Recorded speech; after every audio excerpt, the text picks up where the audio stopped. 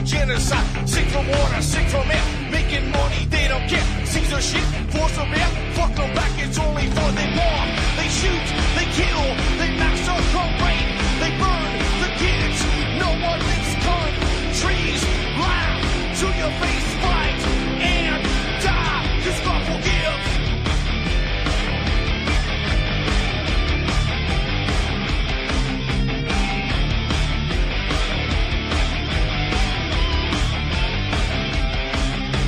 Selling lies and buying time, killing people next in line. Lower class and social side, they don't matter genocide. Sick from water, sick from air. Making money, they don't care. See the shit, force a bear. Fuck them back, that's only fair. They bomb, they shoot, they kill, they massacre, rape.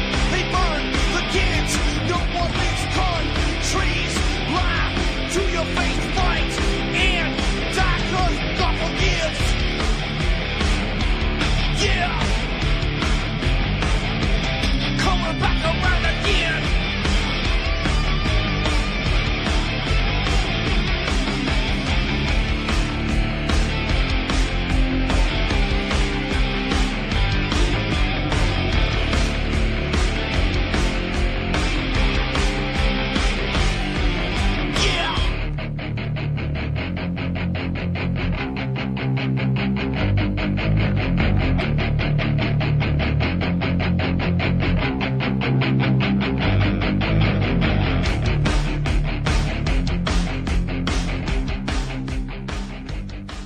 Welcome to the show. I'm your host, Ron Stevens. This is Rock the Boat right here on UCY.TV, my favorite little online network.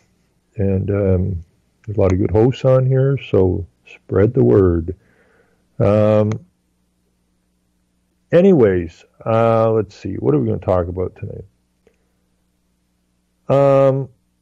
I guess we'll start with the passing of Billy Graham, the late great evangelist who passed away at the age of 99. And the unfortunate part is that the media has a problem, a large problem with the truth. And a lot of people read the media and they just accept what they read. They don't go check nothing out. And this is another case of something you need to check out. Now, it says here, Billy Graham, Christian evangelist known as America's pastor, is dead at 99. And he was most widely heard Christian evangelist in history. Graham counseled presidents and preached to millions across the world, from his native North Carolina to communist North Korea during his 70 years on the pulpit. He died on Wednesday morning at his home in Montserrat, according to a spokesman for the Billy Graham Evangelistic Association. The Southern Baptist minister, now that's important to understand, okay, the Southern Baptist minister who provided special counsel to presidents from Harry Truman to Barack Obama, long suffered from cancer, pneumonia, and other ailments. Mark Delmas is a spokesman for the Delmas Group, a public relations firm handling the arrangements for Graham. Delmas said Graham's body will be taken from Asheville to Charlotte on Saturday, starting at 11 a.m. Eastern Time. The procession is expected to take 3.5 hours, ending at the Billy Graham Library in Charlotte. Delmas said Graham will lie in repose Monday and Tuesday, and a private funeral will be held on Friday, March the 2nd. He says invitations will be extended to U.S. President Donald Trump and former presidents. Over his lifetime, Graham reached more than 200 million through his pioneering use of prime time telecast, network radio, daily newspaper columns, evangelistic feature films, globe girding satellite TV hookups. Graham's message was not complex or unique, yet he preached with a conviction that won over audiences worldwide. Now, this is a media response to his death, and it's not a whole lot unlike the response from the media of David Rockefeller's death or Morris Strong's death. These are really good people, Look at all the good that David Rockefeller did. Look at all the good that Morris Strong did. Look at all the good that Billy Graham done. But you see, there's two sides to every coin. There's a duplicity going on here. And I was reading some stuff that the evil ones have to do some good to balance things out. Now, Soros is a prime example of that. Soros, who agreed that it was he that was the primary actor in the destruction of the Philippine economy some years back. And in an interview, the interviewer asked him, don't you feel any remorse about that? I mean, you trashed the freaking economy. And Soros says, no, I don't feel any remorse because that was an amoral act. And an amoral act doesn't have a moral consequence to it. But at the same time, Soros will go out and donate some money to some group somewhere, or, to a school or whatever, to offset the evil that they're doing. And unfortunately, it's the same thing with Billy Graham. Now, it says here in 1983, Ronald Reagan gave Graham the Presidential Medal of Freedom, America's highest civilian honor. When the Billy Graham Museum and Library was dedicated in 2007 in Charlotte, former Presidents George H.W., Jesus, I'm evil, Bush, Jimmy Carter, holy crap, I'm a communist and globalist, and Bill Clinton, I'm the crookedest son of a bitch you're ever going to meet, all attended. Now, I added a bit into that part, but I'm sure you understood what was part of the paper and what I was saying. When he prays with you in the Oval Office or upstairs in the White House, you feel he's praying for you, not the president, Clinton said at the ceremony.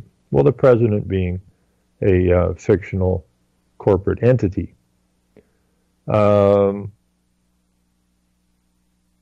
Anyways, he was born in 1918 on his family's dairy farm in Charlotte, near Charlotte, North Carolina. Came from a fundamentalist background that expected true Bible believers to stay clear of Christians with even the most minor differences over Scripture. But as his crusades drew support from a widening array of Christian churches, he came to reject that view. He joined in the then emerging movement called New Evangelism, which abandoned the narrowness of fundamentalists to engage broader society. Now, this is where the problem kicks in. Fundamentalists at the time exonerated the practice of his new direction and broke with him when he agreed to work with more liberal Christians in the 1950s.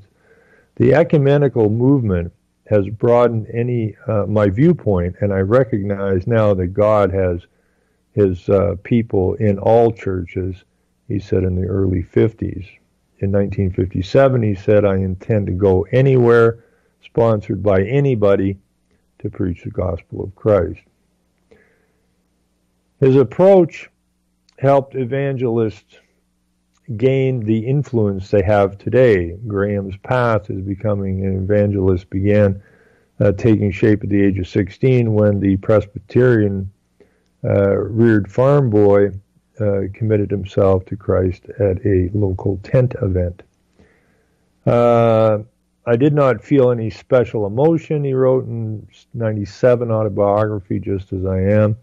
I simply felt at peace, he wrote. Thereafter, the world looked different. After high school, yada, yada, yada, yada. 49, Los Angeles revival turned Graham into evangelism's rising star. The publicity gave him national profile. Over the next decade, his massive crusades in England and New York brought him to international celebrity. His 12-week London campaign in '54 defied expectations, drawing more than 2 million people and respected the British, many of whom had derided him before his arrival as little more than a slick salesman. 3 years later, he held a crusade in New York City's Madison Square Garden that was so popular it was extended from 6 to 16 weeks, capped off with a rally in Times Square that packed Broadway with more than 100,000 people. So this goes on, and he was, he was with a lot of presidents. The problem, let's see if I can find this here. As his public influence grew, the preacher's stands on the social issues of his day were watched closely by supporters and critics alike. One of the most pressing was the civil rights movement. Graham was too social activists and never joined marches, or was no social activist and never joined marches, which led prominent Christians such as theologian Reinhold Niebuhr to publicly condemn Graham as too moderate. Still, Graham ended radically segregated seating in his Southern Crusades in '53, a year before the Supreme Court school integration ruling. In 2005, interview with the Associated Press before that, his final crusade, which was held in New York, Graham said he regretted that he didn't battle for civil rights more forcibly. I think I made a mistake when I don't go to Salina and many clergy who joined the historic Alabama March led by Reverend Martin Luther King Jr. Would have liked to have done more. As America's most famous religious leader, he golfed with statesmen and entertainers and dined with royalty. Graham's relationships with presidents also boosted his ministry and became a source of pride for conservative Christians who were so often caricatured as backward. So it's a nice little story here.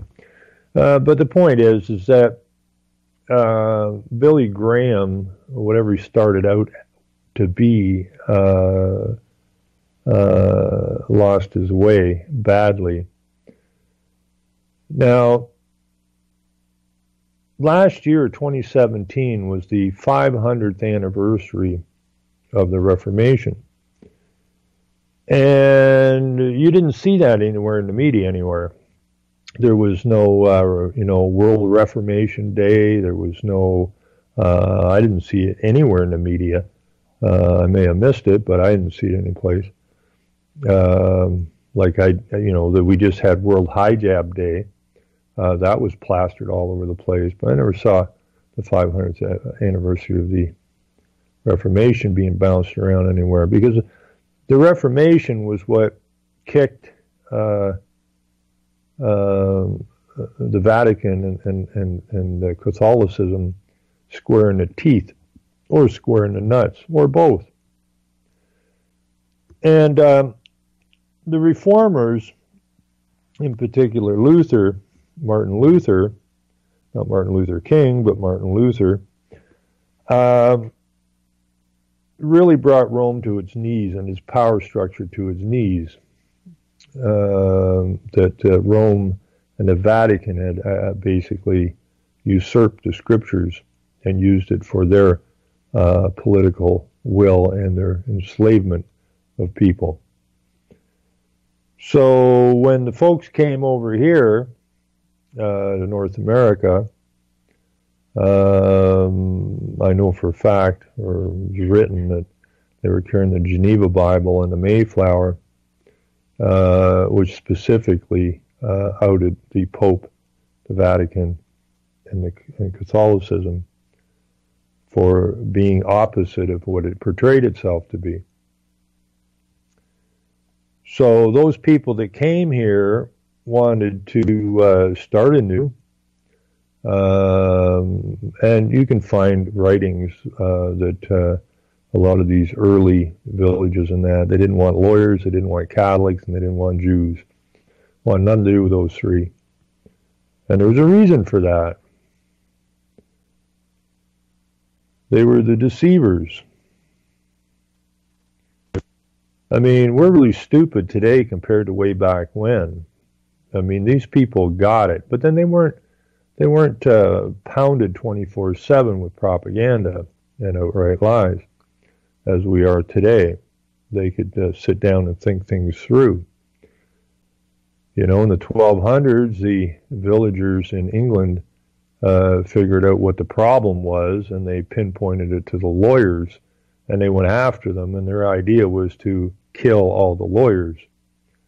And later on in the 1500s in Shakespeare play, the same thing came up in a play where the line was first, not second, third, or fourth, first, kill all the lawyers.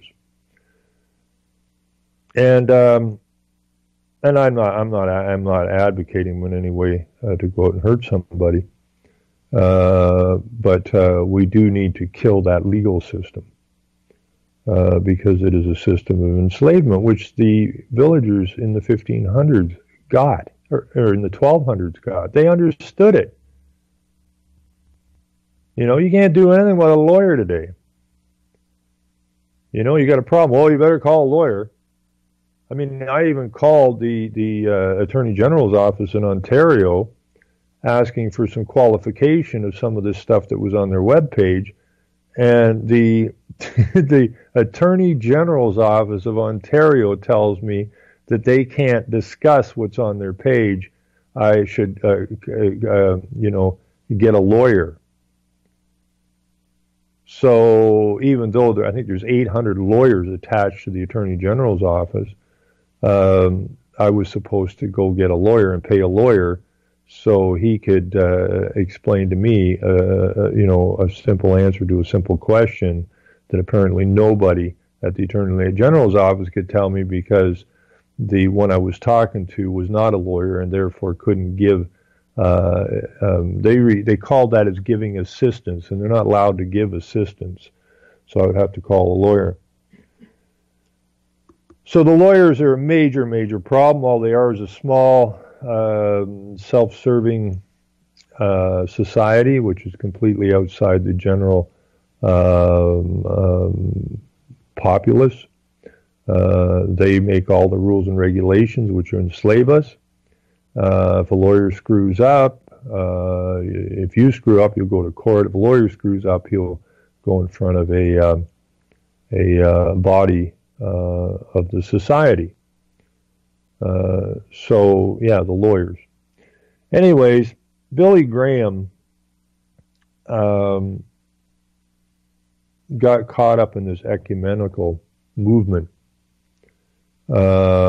which spawned from the 1962, I believe it is, Vatican II. This is the rise of Rome again.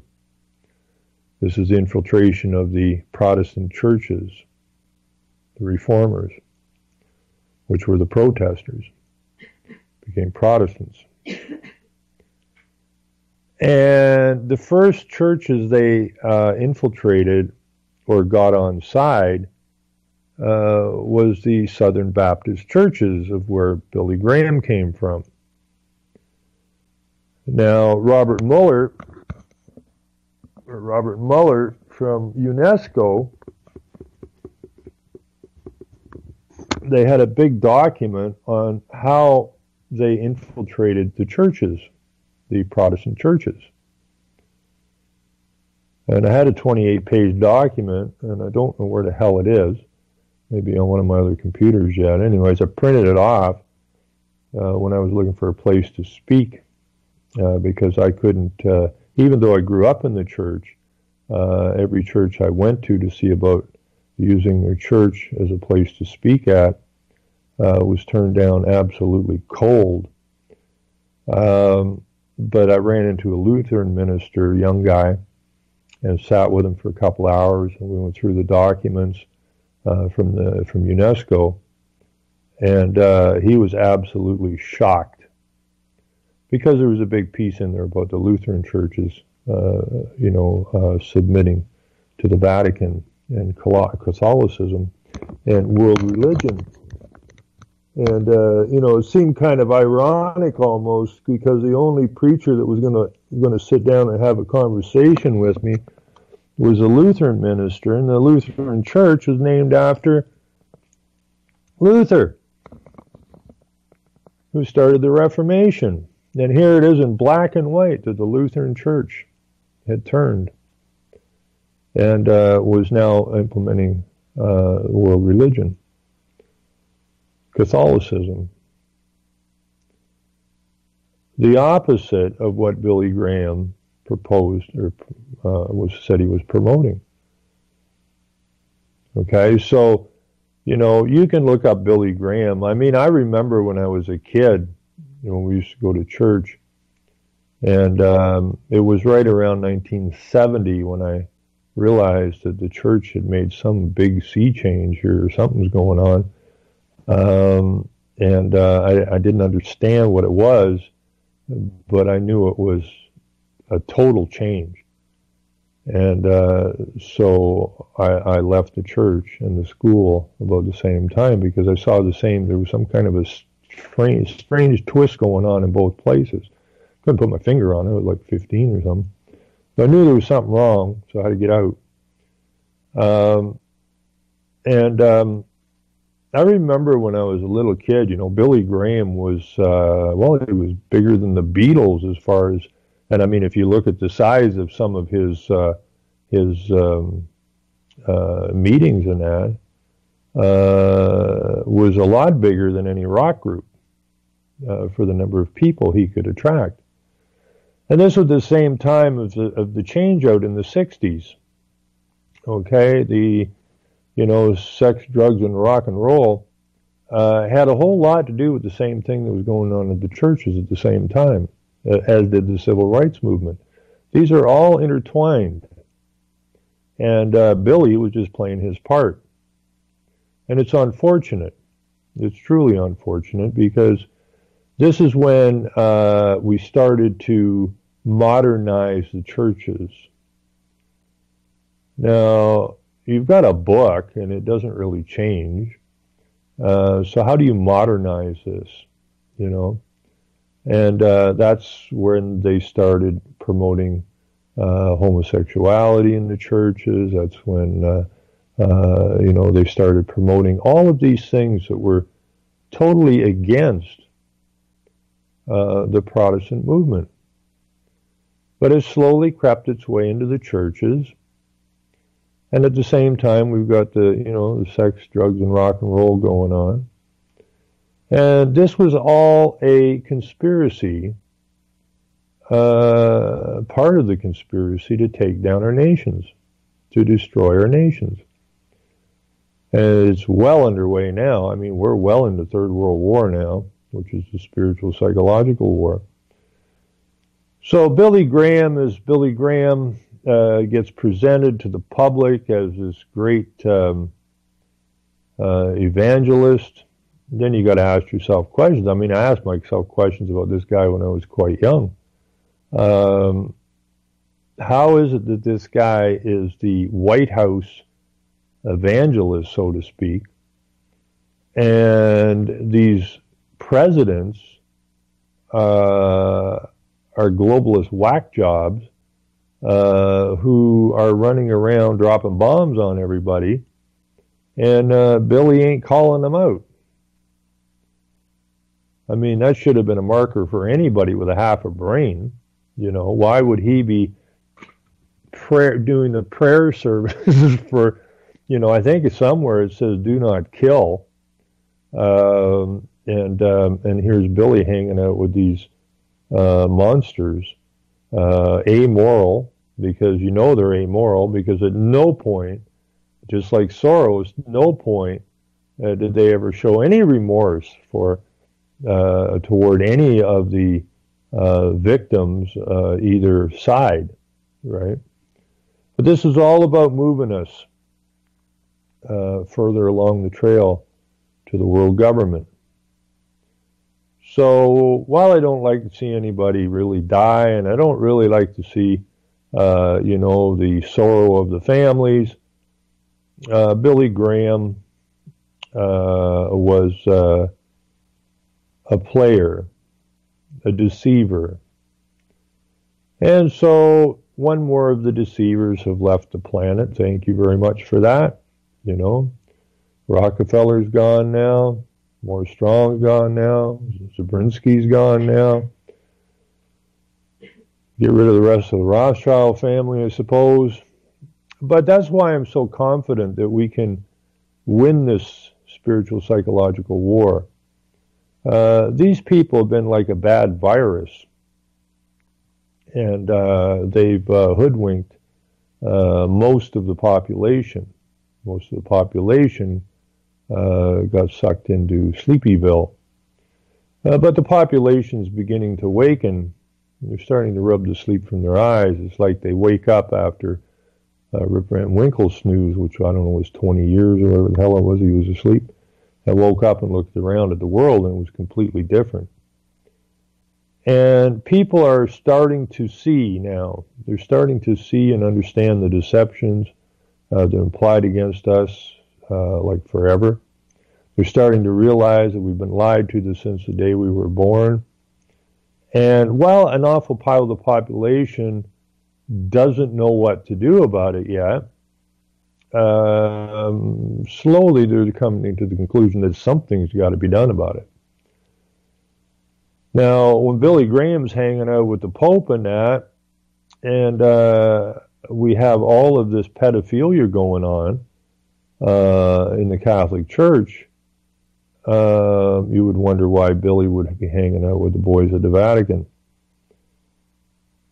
Well, and the World Council of Churches, which is all spawned off of Vatican II, so that all religions become one, which is kind of like what Billy was pushing there at the end, which is wrong, wrong, wrong, wrong. So this is where we get into the situation now of, you know, we have to allow the Islamic faith into our nation, which is wrong again. But it's all been about the takedown. It's all about evil, and we got to come to terms with that. And then we got to put our foot down. And it's as simple as saying no. You know, no, I don't think people understand how powerful that word is. It's such a little word, too. You know, 2 letters. No. Will you do it? No. Well, I need you to know. Well, the law said no. And it's kind of odd, you know, because that someone like Billy Graham would not call out this secular system that was built.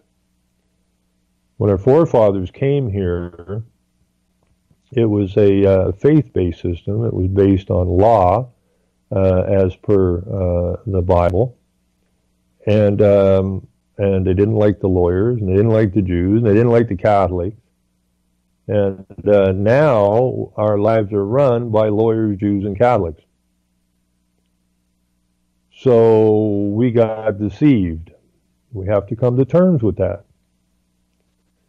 Because we can't right this problem until we come to terms with it. You know, we have, everything's been flipped 180. Okay, we're basically in this fictional world. We don't even exist in this world. Yeah, you get up in the morning, make yourself breakfast, and brush your teeth, and head off out the door or whatever, but you don't exist in this world. Okay, the only thing that exists is the corporate structure. And just like when Clinton said, you know, when Billy prayed to me, it was like he was praying to me, not the president. And the president is just something on a piece of paper. And what they did to you was they turned you into a piece of paper, a corporate person. Now, you'd think Billy would have come out against this, you know, because it says in the Bible, and he's supposed to be this great evangelist, that it says right in the Bible that God has no use for persons, no respect for persons, and you are not supposed to have any respect for persons, yet we live our lives as persons. And I don't know how Billy would have missed that, but when you boil it all down, I was looking at a document yesterday, and I'm not going to, you know, some people are saying that Billy was a 33-degree Mason. I ain't got time to deal with that. If he was or he wasn't, it doesn't make no damn difference to me. But, you know, I was looking at a very detailed document last night from Blavatsky and Lucis Trust and all this kind of stuff. And they've got Billy tied right into this. And the way they you know, it looks like it's legitimate. But again, as my teacher said, you know, believe nothing you read here until you personally verify it. And I don't have time right now to verify whether or not Billy was a 33-degree Mason, or he was tied in with the Luciferians, or he was tied in with the Pope. He was tied in with the Luciferians for sure. I mean, they're getting so brazen now that, you know, the new Vatican telescope is not called Christ. It's not called the Jesus telescope. It's called Lucifer. I mean, you know, they'll say, well, that's just the way the letters worked out. That's the way the acronym worked out for it. I think he would have changed a word or two. But as our forefathers back from the Reformation figured out what Rome was, the Vatican and the Pope, that the Pope is not the vicar of Christ, he's the vicar of Satan. They figured that out. And just, you know, for those that forgot, you know, they named their new telescope Lucifer. And if they were God-fearing men at the Vatican, I don't think the priests would be diddling little children. I really can't see that happening. So now all of your Protestant churches, and I've told people this, and they don't want to believe it, but tough luck, it's just the way it is. There is not a church in North America that is not a Catholic church. And you know it's a Catholic church because they're all incorporated. And the Vatican is a corporate soul. So, you know, for a preacher, a Protestant preacher to be saying that, oh, no, we're not hooked up with the Vatican. Well, I'm sorry. I mean, we live here in Canada in provinces, which is Roman, not British. And we live as corporate entities, which came out of Rome. And we live, and the preachers are corporate preachers in corporate churches. So for these preachers to say they're not Catholic is ludicrous. And they've all been taken over. And if I can find that document again, I never have a lot of time. Every now and again, that document makes me nuts because I think it was 28 pages from Robert Mueller out of UNESCO, who's totally tangled up in this nonsense. But the whole document was about how they took down or how they infiltrated the churches. Just like if you look at the Jesuits, you know, their plan was to infiltrate the Protestant churches and pretend that they were Protestant preachers, even though, and it says so right in the oath of the Jesuits, I think it was in, that you're supposed to preach as a Protestant preacher, even though when you look at the congregation, you'd like them all dead. So the infiltration is complete. So if you're going to what you think is a Protestant/Christian church, you might want to do a little research, you know, instead of just sitting there in the audience like a bunch of twits. You've been hosed, you've been had, you've been deceived. And it, you know, I'm not really into scripture too much for that, but, you know, there are certain certain, you know, sayings in there that make perfect sense. You know, take heed, no man deceive you. That's a pretty good one. Now, I also see a lot of people now when I post stuff, they'll put up them little icons there, and some are angry and some are thumbs up and the odd heart and that. But I get people with the teary little guy, you know, because, you know, and they'll say, well, guess we're screwed now. Well, no, you've been screwed your whole life. Now it's time to unscrew it. So this again is another little,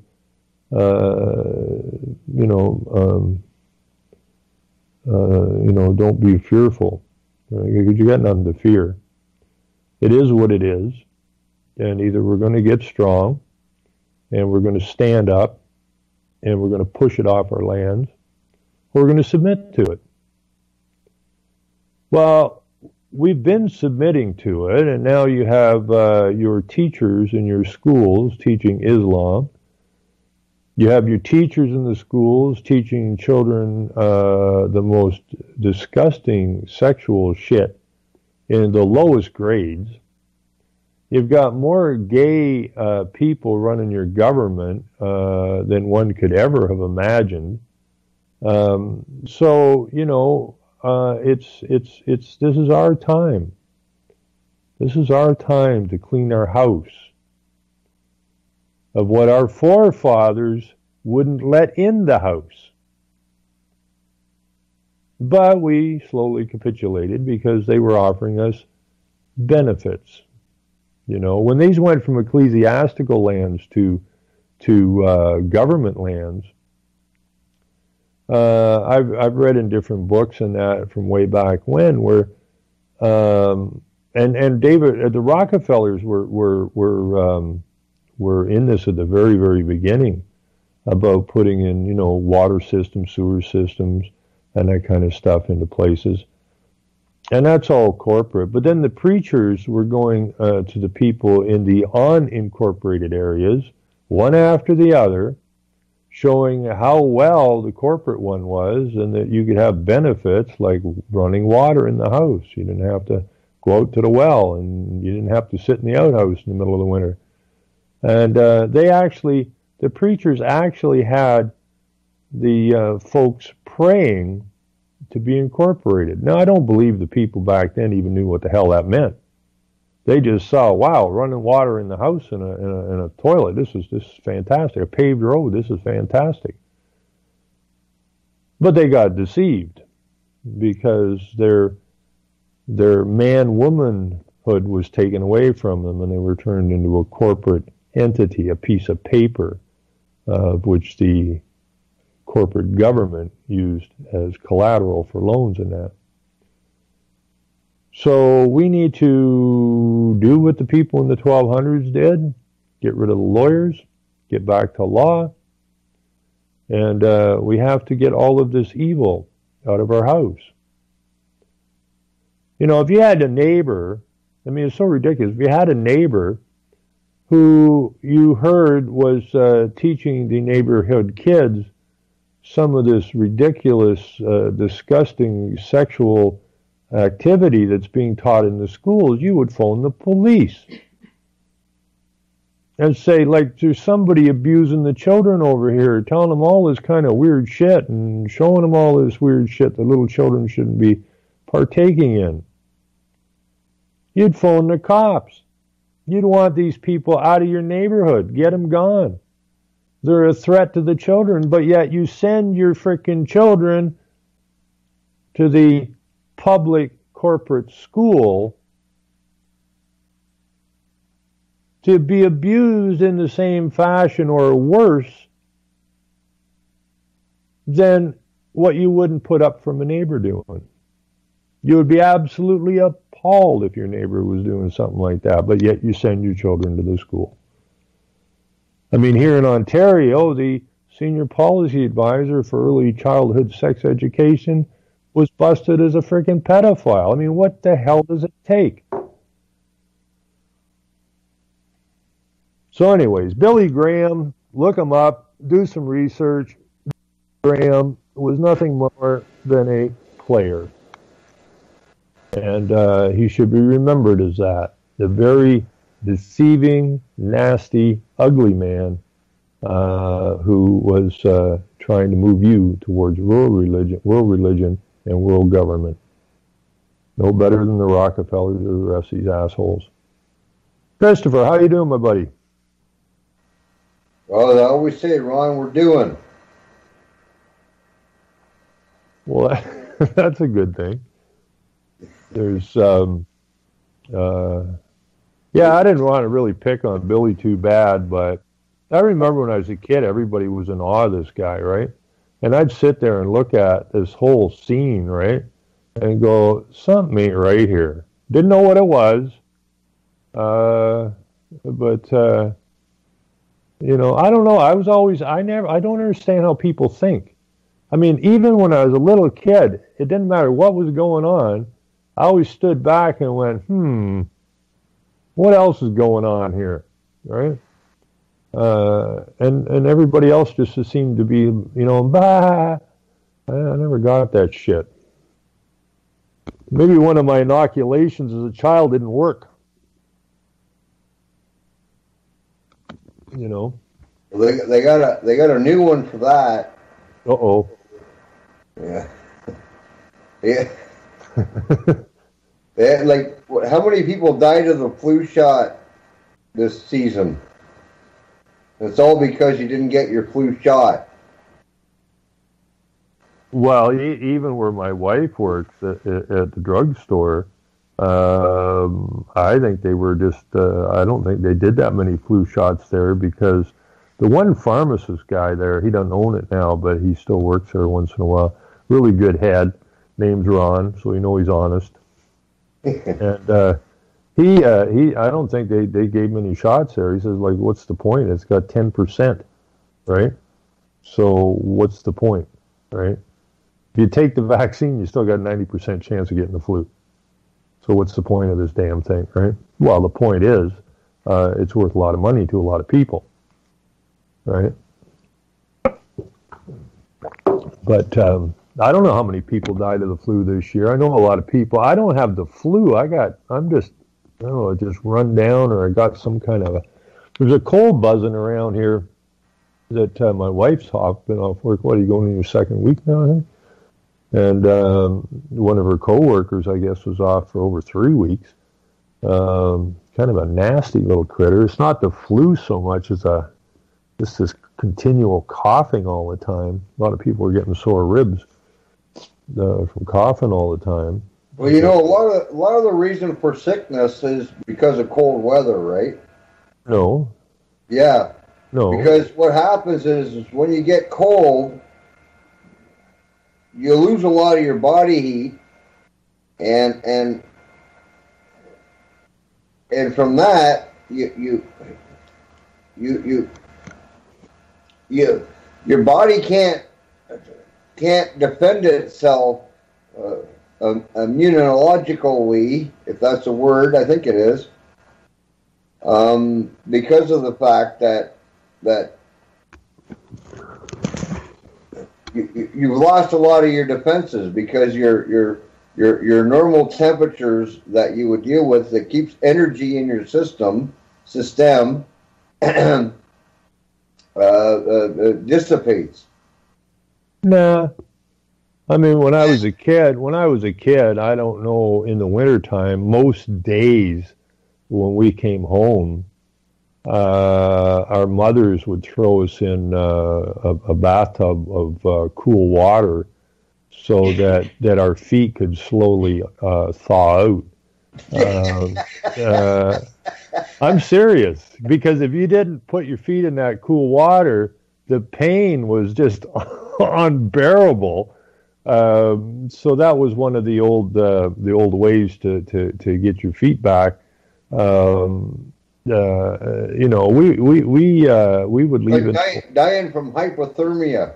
Well, no, but I mean, we would leave at 8 o'clock in the morning on a Saturday or Sunday morning to head out either skiing or snowshoeing or toboggan, whatever we did when we were little kids.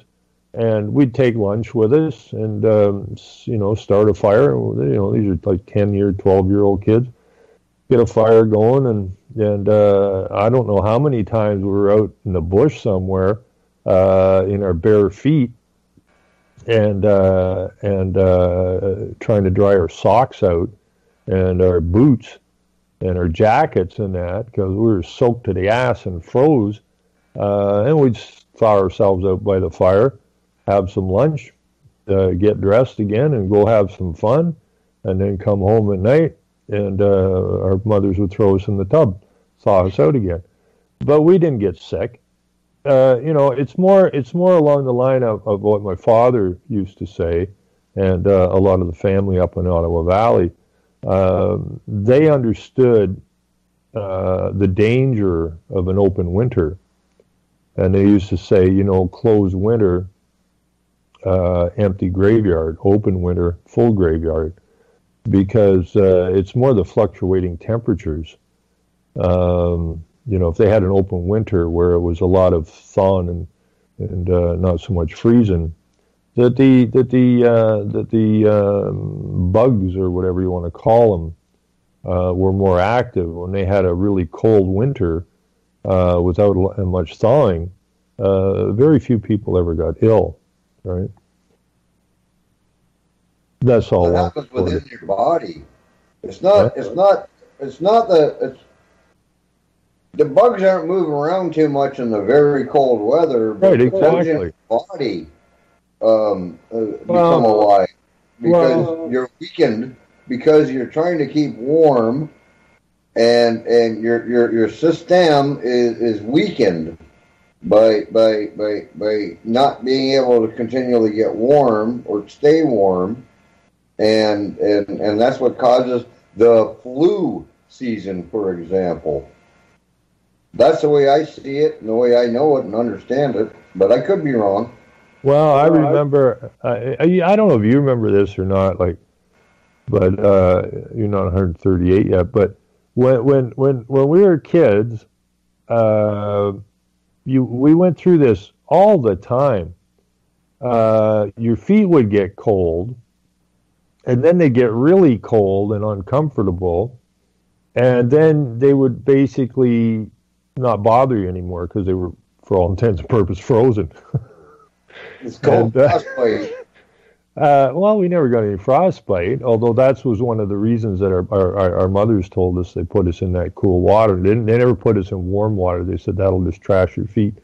They would throw us in cool water, and same as our hands. Would be standing in the tub with your feet and your hands in the water, to trying to get some circulation going in them again without the ratcheting pain. But no, I didn't have any friends ever lost any parts. But then we weren't easily offended back then either. So maybe we were tougher kids than they are today. I don't know. Bobby Orr wore skates with no socks. What's that? Well, if it counts, Bobby Orr wore skates with no socks. Oh yeah, but he was only on the ice for an hour, and he was moving, right? So his feet were moving, so they were probably quite warm, But then, how I'm going to do this for you and you only. I mean, whoever heard of God having frozen feet, right? And isn't that who Bobby Orr was? Absolutely. There you go. So he didn't have to worry about freezing his feet, right? You know, he would have played hockey he just needed the blades, that's all. He walked on water, frozen or... Yeah, you're walking on the water. It's froze, but he's still walking on the shit. Yeah. But I'm you know, I read this crap about these people. You know, when Morris Strong and Rockefeller died, I mean, they were like, no negative anything was spoken about them, right? They were just these really great, wonderful people. And I remember, you know, the Rockefeller tree in New York, you know, this humongous tree. And they decorate that thing at Rockefeller Square or whatever it was. And everybody would celebrate Christmas. And here this son of a bitch is busy destroying the nation. And that's how these people operate. Okay, they do good on this side, but they do a lot more evil. Like you see the good stuff they do, but you don't see the evil they're up to. Same thing with Billy Graham. He was presented as this great evangelist, but nobody was talking about what's going on behind the scenes, right? So you get to see the good, but the real evil is taking place in the background. And what the evil is they're doing far, far outweighs any good they've ever done. And that's how they deceive people. And they've done a very good job of it, right? Because they can't just come out be straight evil, because you can't sell that shit, right? You can sell the good and do the evil in the background. And that's why they call it occult, because it's, you know, closeted kind of thing. It's, incrementalism. Yeah, you know, but they've gone over the top now. I mean, they're so crazy now. I mean, you know, I saw that story about snowshoe rabbits that are getting eaten quicker now because we don't get snow. Well, fuck, I can't tell you how much snow I shoveled this winter. And yet scientists tell me I ain't got no snow and the bunny rabbit won't turn white because of global warming. And there's no snow, so, or when it does snow, he didn't change. So he sticks out like a sore thumb.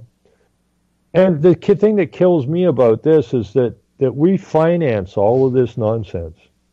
You know, these scientists are being paid by us to continually come up with dumber and dumber and dumber and dumber stories all the time.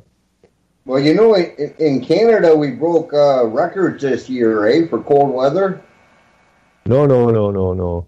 But did you also know, because usually there's an ebb and flow with climate change, but in Russia, they shattered records for cold. So this isn't just our part of the continent.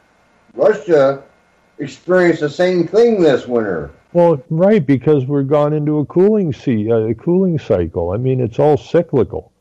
I mean, the people out in BC they're supposed to get 10 centimeters of snow in the Lower Mainland this weekend, and they're all freaking out about it.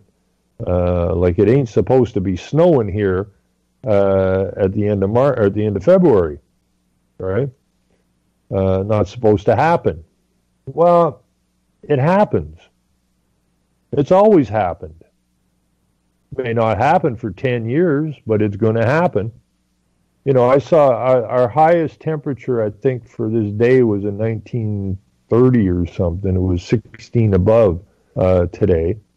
And the coldest was 1847 or something. So that's 80 years, more or less. So, you know, the climate scientists are freaking out. If it warms by 2 degrees centigrade over 100 years, the Earth is going to collapse. But from 47 to 30, it went from a record low temperature to a record high temperature, and the record low temperature was like 26 below or something on this day, in 1847, and plus 16 in 1930 or whatever. Now, according to the IPCC, we should all be dead, because that is a huge change in temperature, and they're talking 2 degrees Celsius over 100 years. I mean, these scientists ought to be lined up, tarred and feathered, slapped in the head, kicked in the ass, and told to shut up. Plain and simple. And all their funding should be cut immediately. You know, I have more respect for a garbage man, because at least he's doing an honest day's work, than I do for a scientist. You're just a denier. I'm not a denier. I'm just not an idiot. All right? You know? I can't wait to get into these all candidates meetings, man. I'm going to have me some serious fun with these clowns. You know, I'm going to make their eyes bleed. They're talking about indigestion. What's his name there? Ford. Doug Ford? They're talking. He might be the next Donald Trump for Canada. Yeah, but those are idiots. You could be his long lost brother or dead brother. I don't know, one of the two. No, I feel more like, I don't know, maybe Mother Teresa or something. No, that's Trudeau. He's the feminist, right? I feel like more like Popeye. Eat some spinach and kick some ass. What? Well, you got a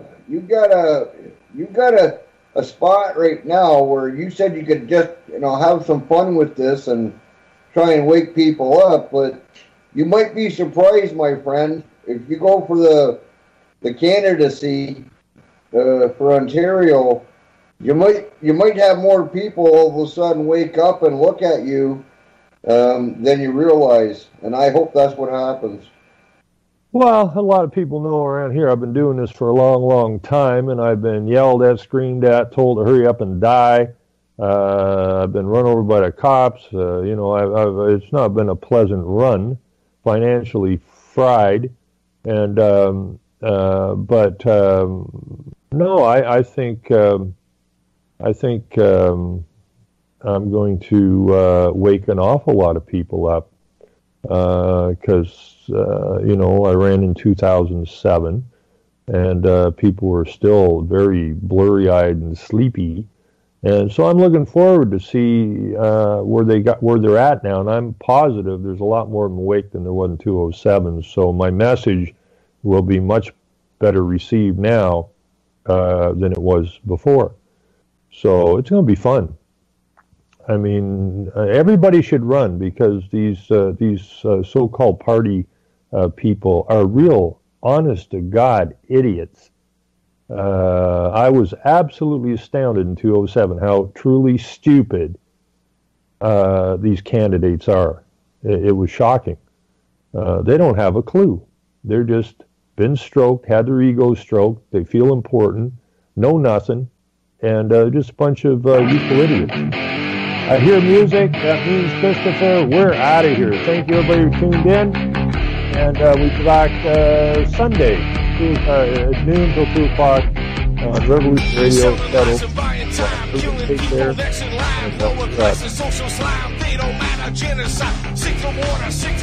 Making money, they don't care. Caesar shit, force of air, fuck them back, it's only for they bomb. They shoot, they kill.